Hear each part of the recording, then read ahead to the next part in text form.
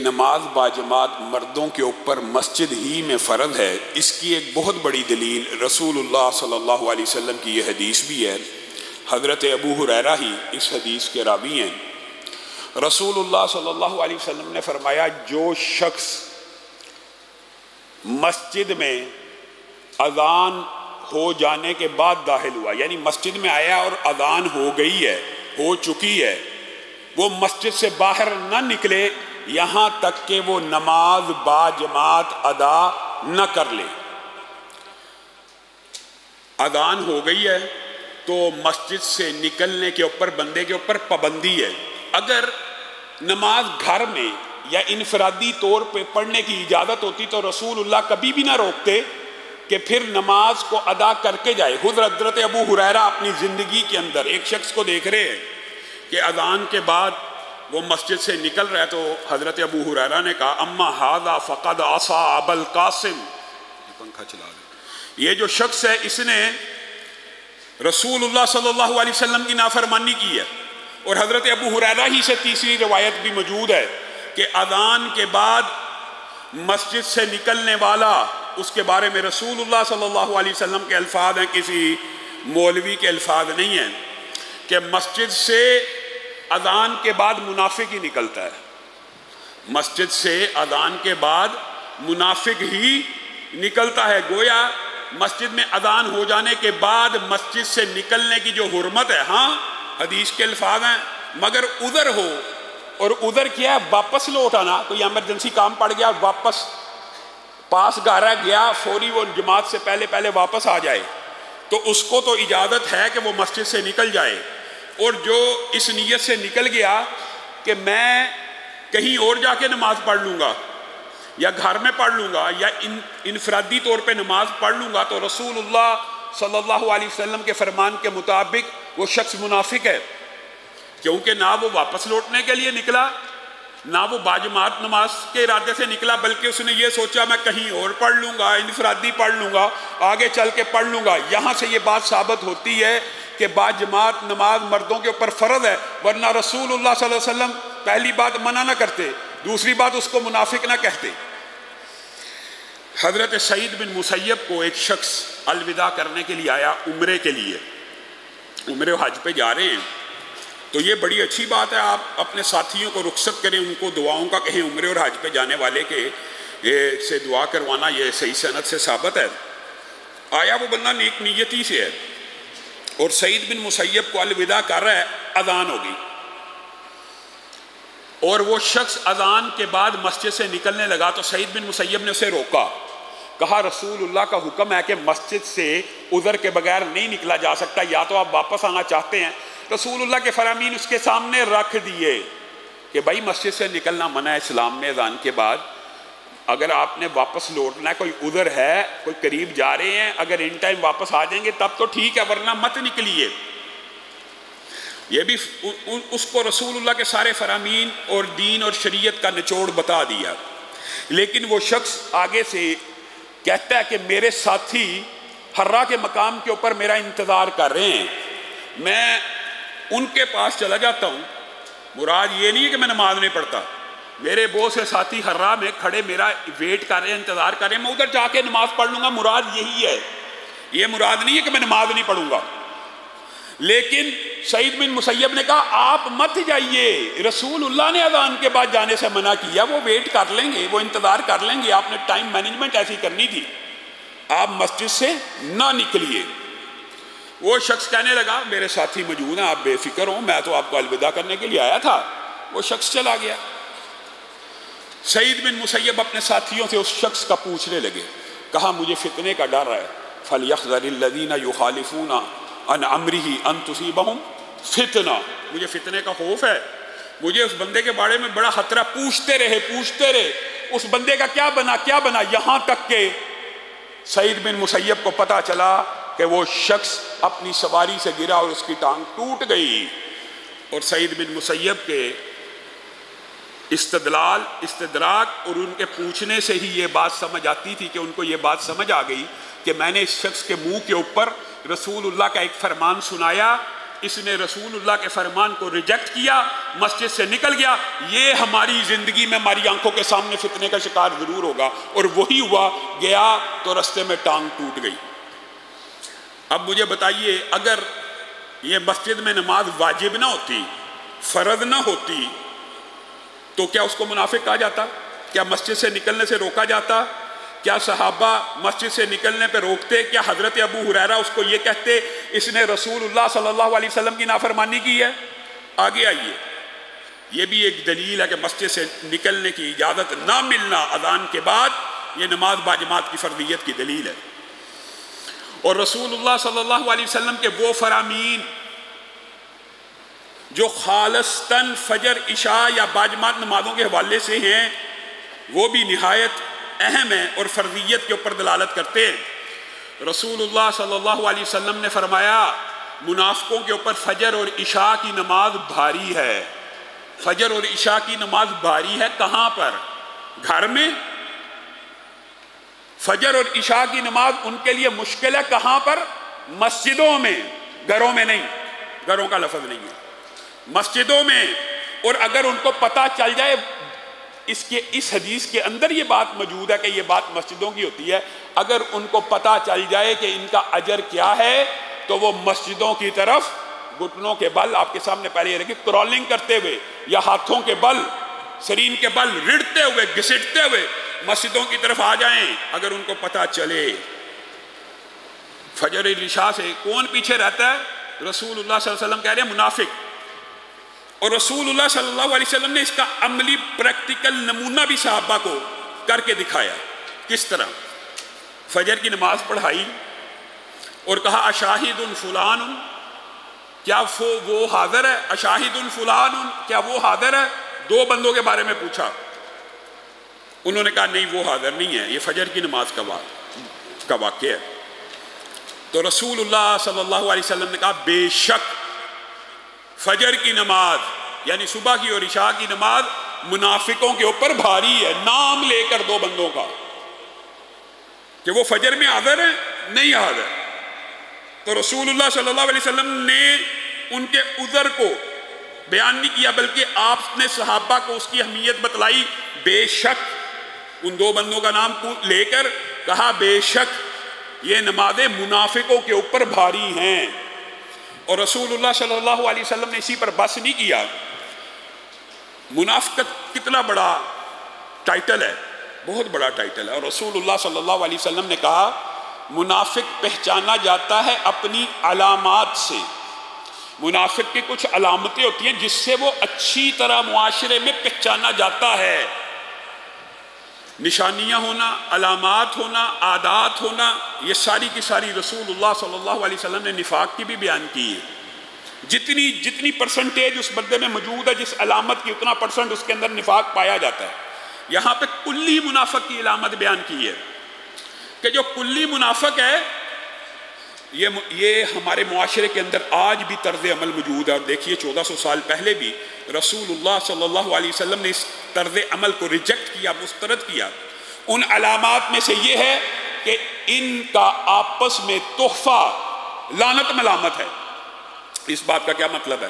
بات آئی ہے ضمنی طور پہ تو یہ بھی سمجھ لیجیے، مسلمان اور مومن آپس میں ملتے ہیں کیا کہتے ہیں؟ السلام علیکم ورحمۃ اللہ، اللہ سے دعائیں مانگنا شروع کرتے ہیں، اللہ اس کے اوپر رحمتیں کر، اس کے اوپر برکتوں کا نزول کر، اس کے اوپر سلامتی ہو۔ یہ مومن کی نشانی ہے۔ اور منافق کی علامت کیا ہے؟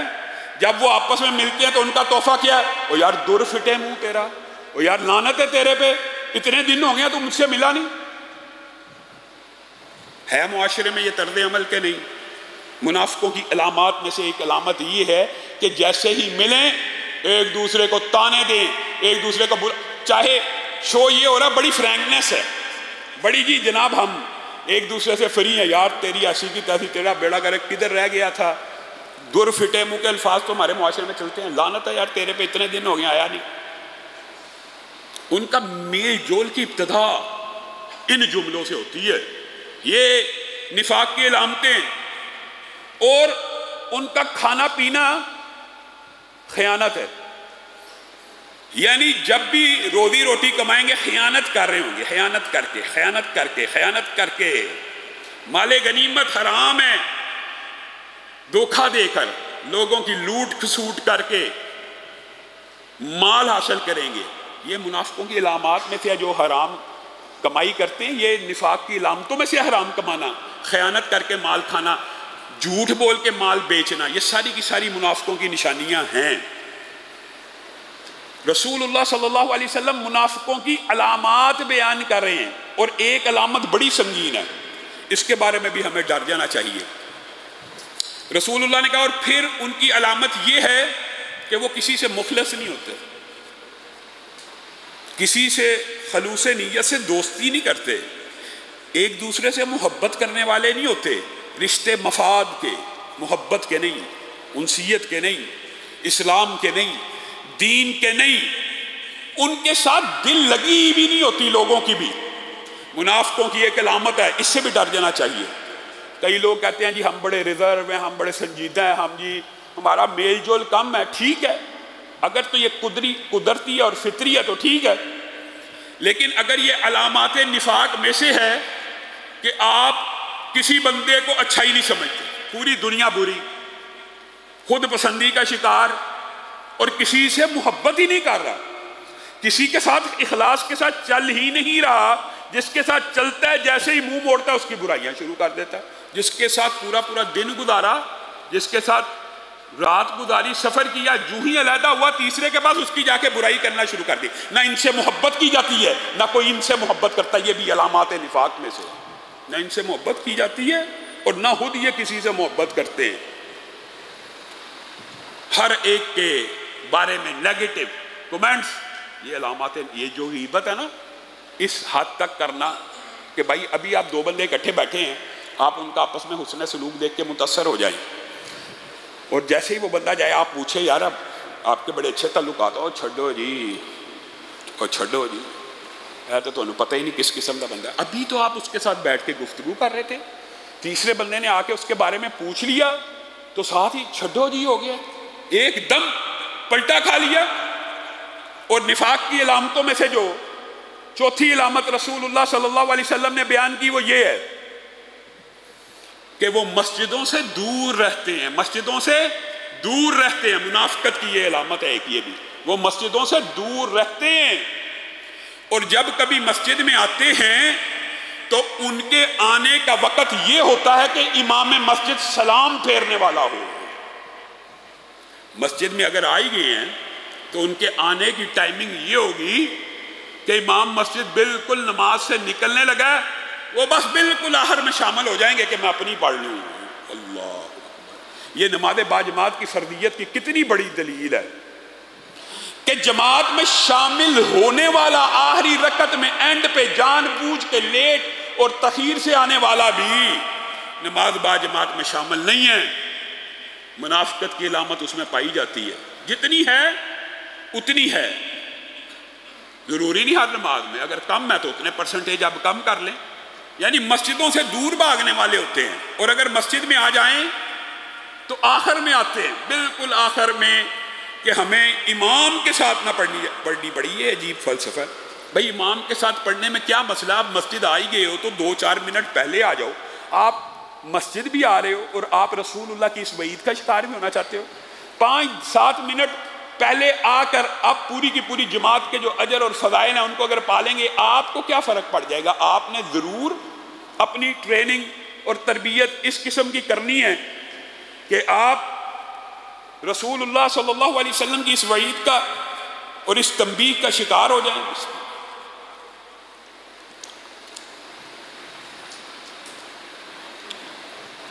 اور رسول اللہ صلی اللہ علیہ وسلم نے اس حوالے سے رسول اللہ کی، اور یہ عام بات ہے، حضرت عبداللہ ابن عمر کہا کرتے تھے جو بندہ ہمارے دور میں فجر اور عشاء کی نماز سے غائب ہوتا تھا ہم اس کے بارے میں منافق ہونے کا گمان کر لیتے تھے، اور یہ صرف عبداللہ ابن عمر سے نہیں، متعدد صحابہ سے صحیح سند سے ثابت ہے کہ جو باجماعت نماز سے پیچھے رہتا تھا اس کے بارے میں بدگمانی ہو جاتی تھی، جو باجماعت نماز فجر کی چھوڑ دیتا تھا یا عشاء کی چھوڑ دیتا تھا اس کے بارے میں معاشرے میں مشہور ہو جاتا تھا کہ اس میں نفاق پایا جاتا ہے، یہ منافق ہے، یہ ایک ایسا ماحول تھا۔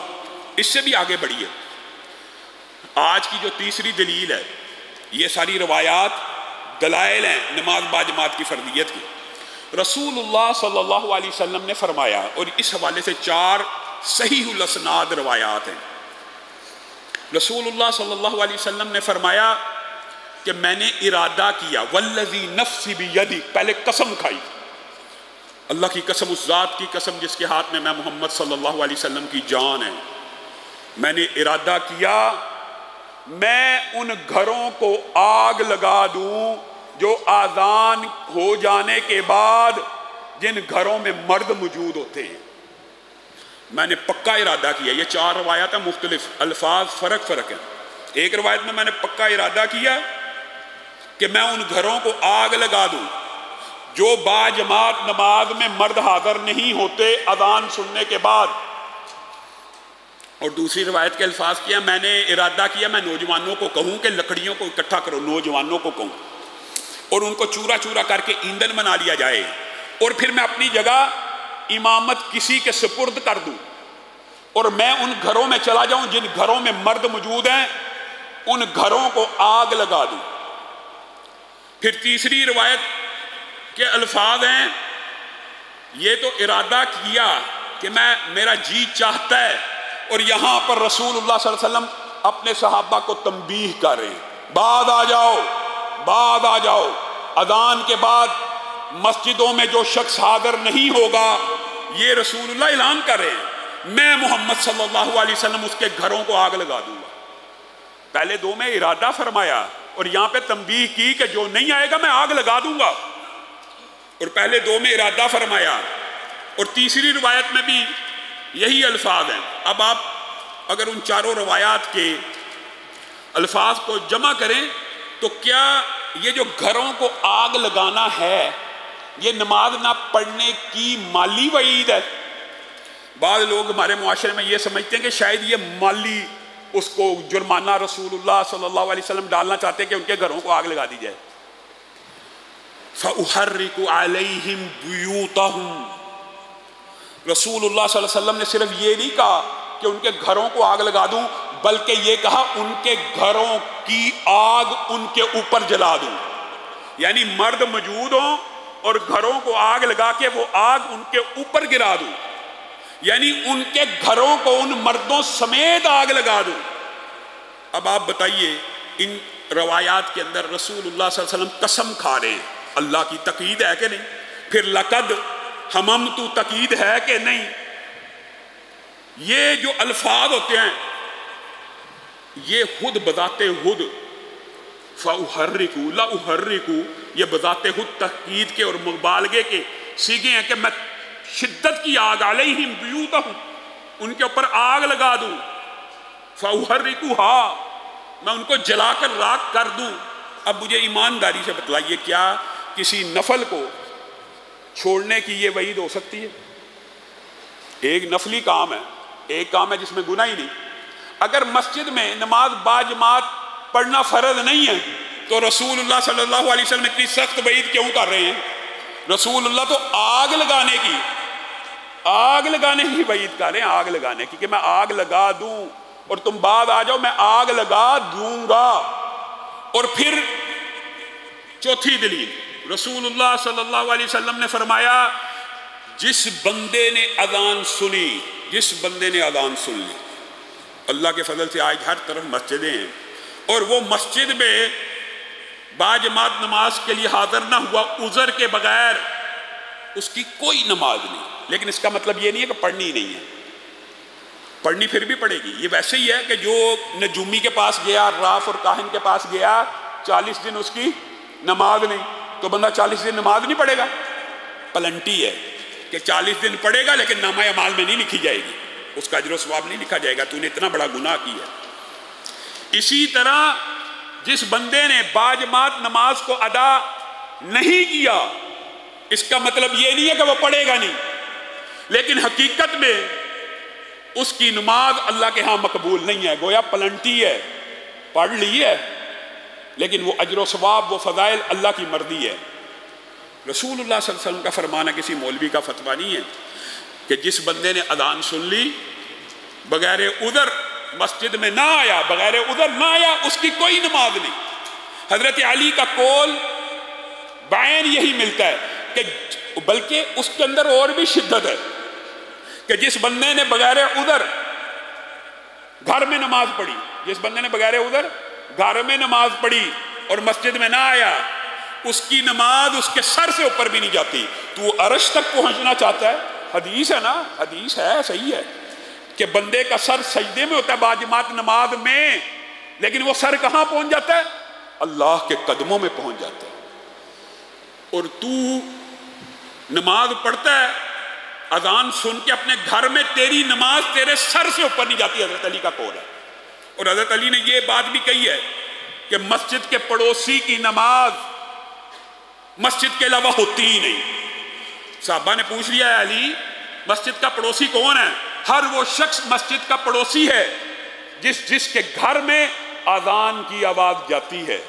اب یہاں سے کوئی بندہ یہ اخذ کر سکتا شاید جی میرا گھر تو مسجد سے بڑا دور ہے، مجھے اذان کی آواز نہیں آتی تو میں باجماعت نماز سے مستثنی ہوں۔ اللہ کی قسم یہ بھی شیطان کا مغالطہ ہے۔ حضرت ابو درداء سے یہ بات حضرت ابو درداء خود سمجھا رہے ہیں، صحابہ کو سمجھا رہے ہیں۔ آپ کے علاقے میں کتنے لوگ رہتے ہیں؟ آپ کس علاقے کا؟ ہمس کا ہوں۔ تو حضرت ابو درداء رسول اللہ کی شریعت اس کو سمجھانے لگے، یاد رکھنا جس بھی علاقے میں صرف 3 مسلمان رہتے ہوں، صرف 3 مسلمان رہتے ہوں تو وہاں پہ اذان دینا اور باجماعت نماز پڑھنا فرض ہے۔ صرف 3 مسلمان بھی رہتے ہوں۔ بندہ سوچے یار میرے گھر کے قریب مسجد نہیں، دائیں بھی مسلمان کا گھر ہے، بائیں بھی مسلمان کا گھر ہے، بیسیوں گھر ہیں، مجھے جی آواز نہیں آتی اس لیے میں ان وعیدوں سے بچ گیا ہوں، اس لیے میری گھر میں نماز ہے۔ کوئی نماز نہیں ہے گھر میں بغیر عذر شرعی کے۔ اذان کی آواز آتی ہے، آج تو ہر گھر میں آتی ہے، نہ بھی آئے تو جہاں پہ 3 مسلمان رہتے ہیں ان کے اوپر ہی واجب ہو جاتا ہے کہ وہ اذان دیں اور نماز پڑھیں۔ حضرت عبداللہ ابن مسعود نے اس کو کھول کے بیان کر دیا۔ انہوں نے کہا رسول اللہ صلی اللہ علیہ وسلم ہدایت کا ایک راستہ چھوڑ کے گئے ہیں، دین اور شریعت چھوڑ کے گئے ہیں، دین اور شریعت چھوڑ کے گئے ہیں۔ حضرت عبداللہ ابن مسعود کہہ رہے ہیں اور تم میں سے جو شخص چاہتا ہے وہ دین شریعت یعنی اسلام کے اوپر فوت ہو اور اسلام کی حالت میں اللہ سے ملے تو یاد رکھے وہ باجماعت نماز مسجدوں میں ادا کرے۔ حضرت عبداللہ ابن مسعود کا قول ہے جو شخص حالت اسلام میں اللہ سے ملنا چاہتا ہے وہ باجماعت نماز کہاں پہ ادا کرے؟ مسجدوں میں ادا کرے، کیونکہ رسول اللہ واضح ہدایت چھوڑ کے گئے ہیں کہ نماز باجماعت مسجدوں میں ہوتی ہے۔ جو شخص، کتنا واضح فتویٰ ہے، جو شخص گھر میں اکیلے نماز پڑھتا ہے اور وہ سمجھتا ہے اس کی نماز قبول ہو رہی ہے تو وہ سن لے، غور کر لے کہ اس نے رسول اللہ صلی اللہ علیہ وسلم کی ہدایت کو نہیں مانا، اس نے اسلام کو چھوڑ دیا اور وہ اللہ سے حالت اسلام میں نہیں ملے گا۔